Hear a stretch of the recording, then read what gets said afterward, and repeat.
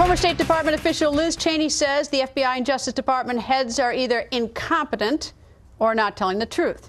How could they not consider the CIA director's affair a security risk? Take a look at this video we just got of Paula Broadwell. She was speaking at a security forum in July. I was embedded with General Petraeus in Afghanistan, and it was a little confusing for some of the folks there because I'm also a military reservist with a top secret SCI clearance and then some. So a lot of my former peers didn't know how to treat me. Was I Major Broadwell or was I Journalist Broadwell? I had to follow very clear lines of non-disclosure and sign non-disclosure agreements like my colleagues. I felt like I was almost held to a higher level of accountability because I could lose my clearance.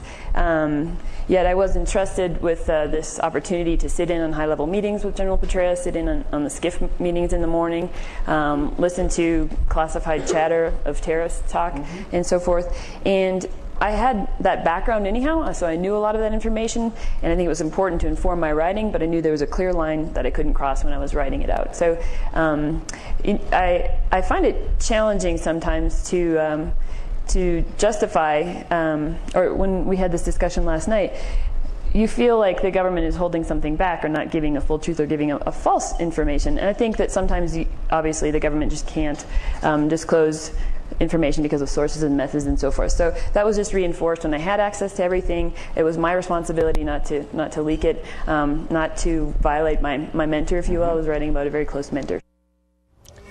Liz Cheney joins us. Liz, the FBI right now at this woman's house in North Carolina. Why now? What's your thought? Well, you know, it's hard to say exactly. It could well be because of these videotapes we've seen coming out today where she's... Which, by the way, Fox puts out, and they're from October 26th. What in the world is the FBI doing? They're sitting around watching Fox, waiting for something to come out, or watching Jennifer Griffin's report? I mean, we're doing their work, but go ahead, sorry. No, look, I mean, I think that you pointed out a real problem we've got, which is we know now, mostly from reporting here, but now you've got mainstream outlets interested in the story as well, that the FBI director and the Attorney General knew this summer that the director of the CIA was having an extramarital affair with a woman who was unstable enough that she was sending threatening emails to somebody.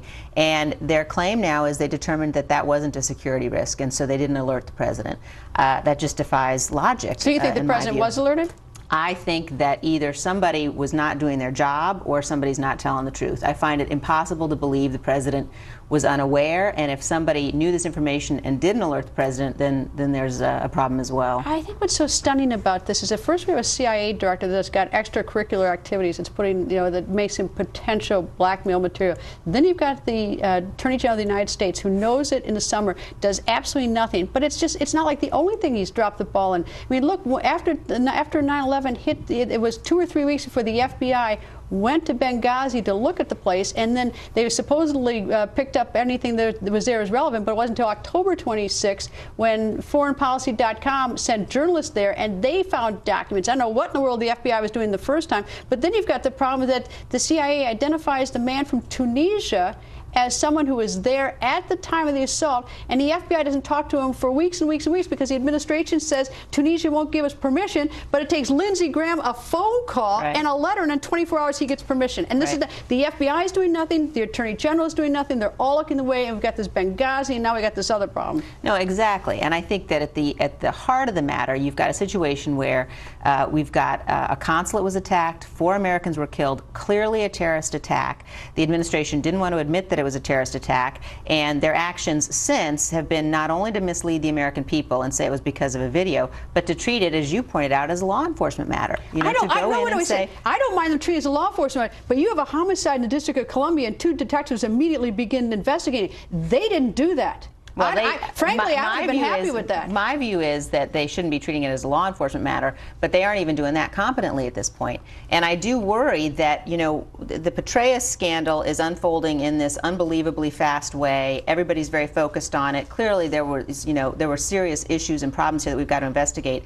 But we can't lose sight of the fact that the Secretary of State has refused to testify, and the Secretary of State needs to testify. You would hope that it wouldn't come to a subpoena, given that 4 Americans under her direct command were involved. But that is exactly what the Congress of the United States ought to do if she will not appear. Oh, you know what I'm curious about, and this is a big leap, and I'm being perhaps very critical of the director of the CIA, or now former director, but he was being investigated last summer for this. Meanwhile, last summer is when they were getting the cable, we need more security here. Maybe if they didn't have this other activity going on the side, he would have paid more attention to his job. And that may be a huge leap of faith and grossly unfair. However, we do have four dead Americans, and we have him telling two different stories, or at least telling a story that's fanciful 3 days later. So I don't think it's grossly unfair of me to be critical of him. No, look, I think it's right, and I think you've also got the problem of what he told Congress when he was under oath. He apparently went up to the Hill and said this was because of a video.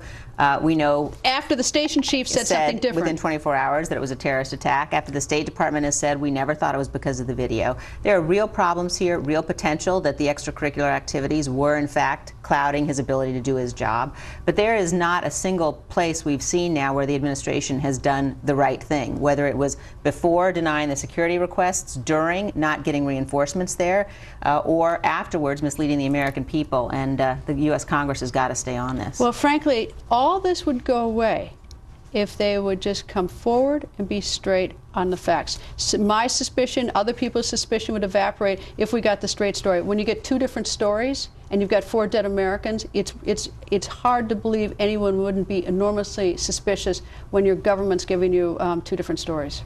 Exactly. And now we've learned, given news reporting, that the administration may be preparing to nominate Susan Rice as Secretary of State. And I certainly hope that Congress will follow Lindsey Graham's advice there. And anybody who was involved in this really tragic, tawdry mess ought not be elevated at this point, clearly. Liz, thank you. Thanks, Greta. Coming up, what took them so long? Finally, tomorrow, national security officials will brief the Senate Foreign Relations Committee about Benghazi. Senator John Barrasso is on that committee. He's here next. Also, Reverend Franklin Graham is here. He's leading the world's largest Christmas project to help needy children, but he needs your help. Reverend Graham is here to tell you all about Operation Christmas Child. Coming up.